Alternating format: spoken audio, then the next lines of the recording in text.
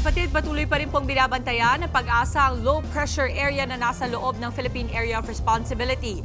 Habang binabantayan din po ang tropical storm Hagupit na nasa labas naman ng PAR. May mga direktang epekto ba kaya ito sa ating bansa?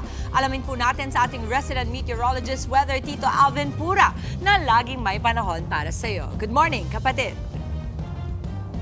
Good morning, Mama Dims, at good morning mga kapatid. Balikan na nga natin itong binabantayan nating dalawang sama ng panahon sa loob at labas ng ating Philippine Area of Responsibility. Ito pong low pressure area sa loob ng ating PAR ay mas malapit na sa ating landmass o kalupaan. Ito po ay huling namataan ng pag-asa sa layong 120 kilometers southeast ng Hinatuan, Surigao del Sur.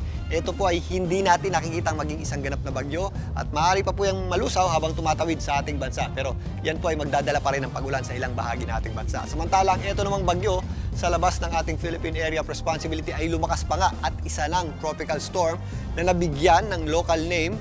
Bibigyan ng local name po yan na Kaloy, pero ang international name po niyan ay Hagupit.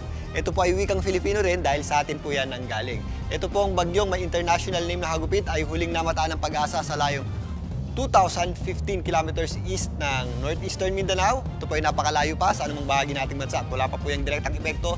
Ito ay kumikilos, pakanluran sa bilis na 20 kilometers per hour. Yan po ay may taglay na lakas na hangin na nasa 65 kilometers per hour. Malapit sa kanyang gitna at kung minsan may mga pagbugsong umabot sa 80 kilometers per hour. Ito po ay posibleng lumapit sa ating boundary line sa darating na weekend. At if ever nga makapasok na sa loob ng ating PAR, ito po ay mabibigyan ng local name na Kaloy. Ito po ay inaasahan nating bahagya pang lumakas habang binabaybay itong karagatan ng Pasipiko.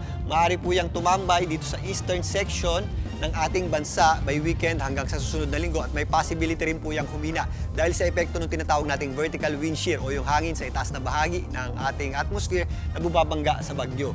Bagamat inaasahan natin itong humina, magkakaroon pa rin po ito ng posibleng epekto at mga pag-ulan dito sa eastern section ng ating bansa. Yan po ang ating paghahandaan at babantayan. Sa ngayon, medyo mataas po ang ating tsansa ng pag-ulan at posible po yung ating mga thunderstorms dito po sa Eastern Visayas, kasama po dyan ng Leyte at Samar, Central Visayas, kasama po dyan ng Cebu at maging dito sa area ng Negros. Bukas naman, mas dadagdagan na po yung ating mga pag-ulan sa may Palawan, kasabay po ng pagkilos, pakanluran itong ating binabantayang low pressure area. Dito naman sa Mindanao, yung ating mga pag-ulan ay posible po dito po sa areas ng Caraga, kasama po dyan ng Surigao at Siargao, Davao Region, kasama na rin po dyan ng Davao City, Northern Mindanao at Zamboanga Peninsula. Bandang hapon hanggang gabi, meron na rin po tayong mga posibleng pag-ulan sa mga areas ng BARMM at Soc-Sargen area. Again, mag-ingat po tayo sa mga posibleng epekto ng mga pag-ulan nito, gaya ng mga flash floods at landslides, lalong-lalo na po sa mga mabubundok na lugar. Dito naman sa Luzon, yung ating mga pag-ulan ay localized lamang o yung mga pulo-pulo o yung kadalasang nangyayari tuwing hapon. At gabi, magpapatuloy pa rin po ang mainit at maalinsangang panahon. Sa malaking bahagi na po yan ng ating bansa, including Metro Manila. Wala po tayong nakikitang epekto nitong ating low pressure area sa malaking bahagi ng Luzon.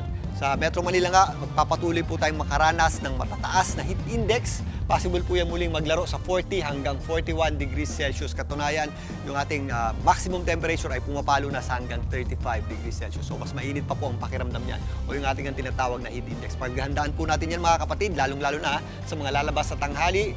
Magiging matindi pa rin po ang sikat ng araw. Bandang hapon, nagiging maulap ng bahagya yung ating panahon pero napakaalinsangan pa rin po ng ating hangin.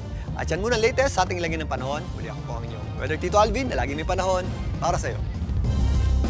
Mga kapatid, Tito Alvin Pura po na laging may panahon para sa iyo. Umaraw man o umulan, dapat laging handa. Kaya para maging updated sa pinaka-latest weather updates, mag-follow at mag-subscribe na sa social media pages ng News 5.